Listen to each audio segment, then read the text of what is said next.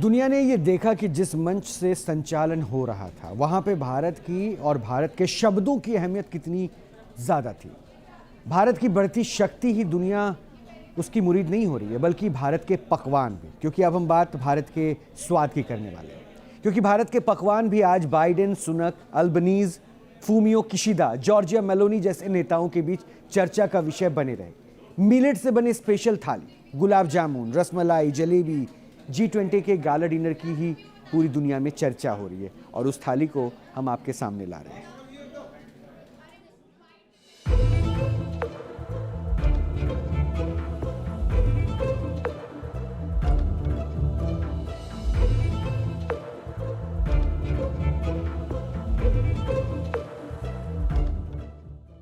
पूरी दुनिया में भारत के इस डिनर डिप्लोमेसी की बात हो रही है।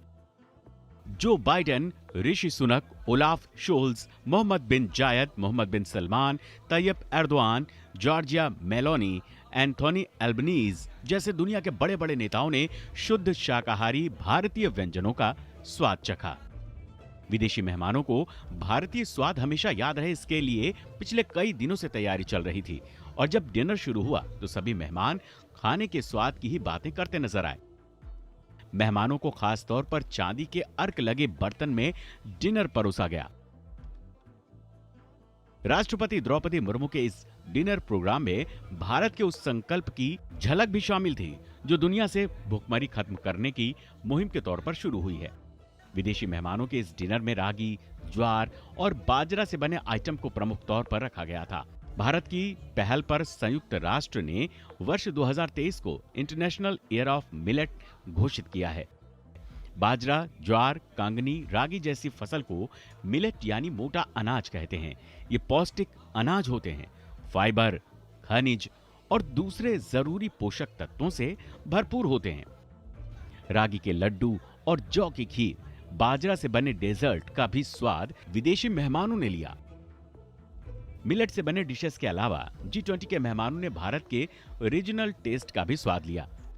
बिहार का लिट्टी चोखा, राजस्थान का दाल बाटी चूरमा, पंजाब का दाल तड़का, जीरा पुलाव, यूपी की मसूर, ज्वार दाल तड़का, पनीर लबबदार, दक्षिण भारत का उत्तपम, इडली, मसाला डोसा, केरल के लाल चावल के साथ खास कटहल गैलेट, आंध्र प्रदेश का सब्ज कोरमा, काजू मटर मखाना, गोलगप्पा, दही भल्ला, समोसा, भेलपुरी, वड़ा पाव और चटपटी चाट का भी विदेशी मेहमानों ने स्वाद लिया।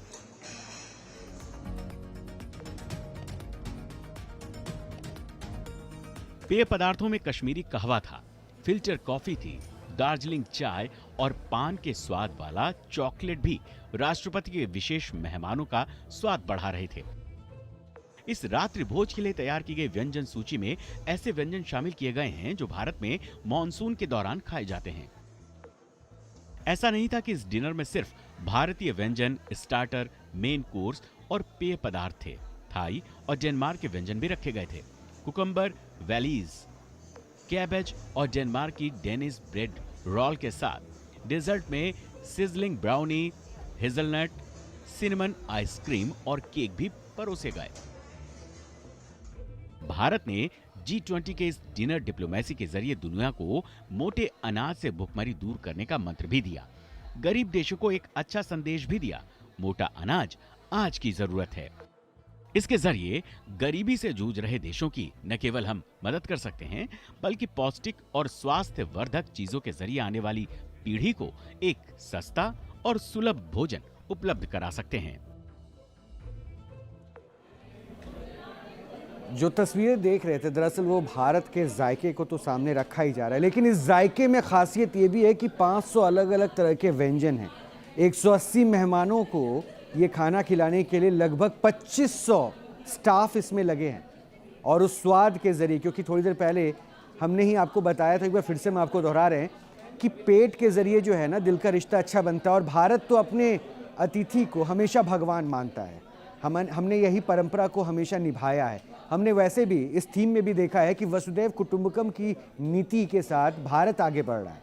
ये अलग बात है कि चीन ने इसका विरोध भी किया था, लेकिन आज जिस मंच पर भारत की समझ, भारत की सूझबूझ, भारत की सामंजस्य बैठाने की जो एक अलग तरीके के साथ दुनिया ने एक अलग तस्वीर देखी और उस मंच पर जिस तरह से भारत के अफ्रीकन यूनियन को शामिल करने के प्रस्ताव पे, यानी वो अफ्रीकन यूनियन जिसमें 55 देश शामिल है, उस अफ्रीकन यूनियन को शामिल करने के प्रस्ताव पर जिस तरह से लोगों का मुहर लगता है, क्योंकि 3 महीने से प्रधानमंत्री इस पहल के लिए काम कर रहे थे और अब G20 एक नए प्रारूप के साथ, नए रूप के साथ सामने आएगा। और सबसे जो खास बात रही, थोड़ा सा पीछे लेकर आपको चल रहा हूं, क्योंकि बाली में जब डिक्लेरेशन हुआ था, यानी बाली में जब एक कंक्लूडिंग रिमार्क देना था, उस वक्त 2 ही पैराग्राफ पर बात हो पाई थी। और 2 पैराग्राफ पे बात इसलिए हो पाई थी क्योंकि रशिया और चीन ने यूक्रेन वॉर को लेकर तमाम पहलुओं पर अपने पॉइंट्स नहीं रखे थे। इसलिए भारत के सामने यह भी चुनौती थी कि आखिर डिक्लेरेशन के वक्त में